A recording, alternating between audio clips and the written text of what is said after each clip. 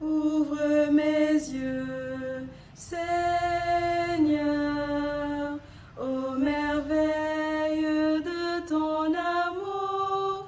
Je suis l'aveugle sur le chemin. Guéris-moi, je veux te voir. Ouvre mes mains, Seigneur, qui se ferme pour tout garder. Le pauvre affin devant ma maison. Apprends-moi à partager. Mercredi de la 4e semaine de Carême. Évangile de Jésus-Christ selon Saint Jean, chapitre 5, les versets 17 à 30. En ce temps-là, après avoir guéri le paralysé un jour du sabbat, Jésus déclara aux Juifs, « Mon Père est toujours à l'œuvre, et moi aussi je suis à l'œuvre. » C'est pourquoi de plus en plus, les Juifs cherchaient à le tuer, car non seulement il ne respectait pas le sabbat, mais encore il disait que Dieu était son propre Père, et il se faisait ainsi l'égal de Dieu. Jésus reprit donc la parole, il leur déclarait, « Amen, amen, je vous le dis, le Fils ne peut rien faire de lui-même. Il fait seulement ce qu'il voit faire par le Père. Ce que fait celui-ci, le Fils le fait pareillement, car le Père aime le Fils et lui montre tout ce qu'il fait. Il lui montrera des œuvres plus grandes encore, si bien que vous serez dans l'étonnement. Comme le Père, en effet, relève les morts et les fait vivre, ainsi le Fils lui aussi fait vivre qui il veut, car le Père ne juge personne. Il a donné au Fils tout pouvoir pour juger, afin que tous honorent le Fils, comme ils honorent le Père. Celui qui ne rend pas honneur au Fils, ne rend pas non plus honneur au Père qui l'a envoyé. Amen, amen, je vous le dis. Qui écoute ma parole et croit en celui qui m'a envoyé, obtient la vie éternelle, et il échappe au jugement. Car déjà, il passe de la mort à la vie. Amen, amen, je vous le dis, l'heure vient et c'est maintenant, où les morts entendront la voix du Fils de Dieu, et ceux qui l'auront entendu vivront. Comme le Père en effet a la vie en lui-même, ainsi a-t-il donné au Fils d'avoir lui aussi la vie en lui-même, et il a donné pouvoir d'exercer le jugement, parce qu'il est le Fils de l'homme. Ne soyez pas étonnés, l'heure vient, où tous ceux qui sont dans les tombeaux entendront sa voix. Alors ceux qui ont fait le bien sortiront pour ressusciter et vivre. Ceux qui ont fait le mal pour ressusciter et être jugés. Moi, je ne peux rien faire de moi-même. Je rends mon jugement d'après ce que j'entends, et mon jugement est juste, parce que je ne cherche pas à faire ma volonté, mais la volonté de celui qui m'a envoyé.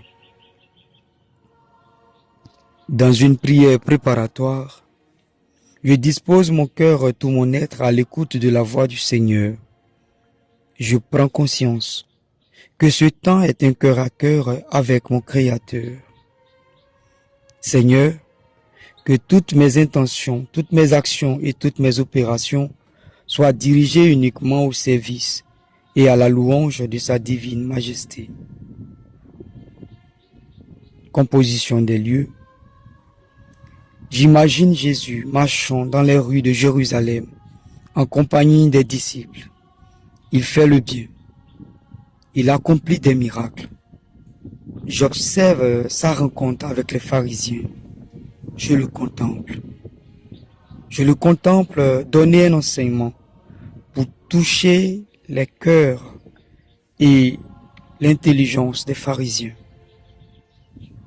Demande de grâce. Je peux demander la grâce au Seigneur d'avoir confiance en son action dans ma vie. Point d'oraison. 3 points.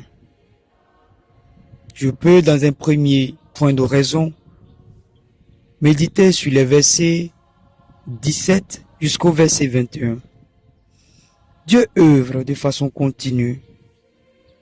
Notre Père est dans l'action. Je contemple la création. Je peux même entonner l'hymne de la création. Mon Dieu, tu es grand, tu es beau, tu es merveilleux. Dieu est présent dans notre quotidien. Il entend mes soupirs. Il vit mes joies, mes craintes.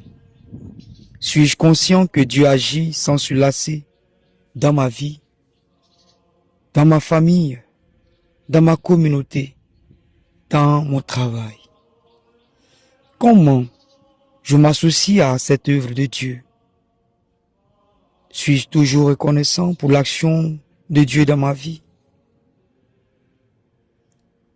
Comme deuxième point d'oraison, je médite le verset 22 jusqu'au verset 29. Jésus est la clé d'accès à la vie éternelle. La complicité entre le Père et le Fils dans l'action est belle et attire mon attention. L'autorité de Jésus lui vient de Dieu et cela suffit pour lui donner le pouvoir de conduire à la vie éternelle. Comment j'appréhende aujourd'hui ce principe fondamental de ma foi? Croire en Jésus est un privilège. Je regarde dans ma vie les moments où je n'ai pas eu confiance en lui. Je m'en répands et je demande pardon. Comme troisième point d'oraison, le verset 30. La recherche constante de la volonté de Dieu, notre Père. Je me rappelle le principe et fondement de la spiritualité ignatienne. Et en ce moment même, je me pose la question, quelle est la place du discernement dans mon quotidien? Comment la relecture de mes discernements me rassure de la présence de Dieu et me rapproche de lui? Je médite sur tous ces aspects. Je fais silence pour entendre et goûter intérieurement la présence de Dieu. Dans un moment de colloque, je dis merci à Dieu pour ce moment de méditation passé en sa présence. Je rends grâce pour toutes les lumières qu'il a suscitées en moi. Je fais à nouveau silence et je termine par un Notre Père.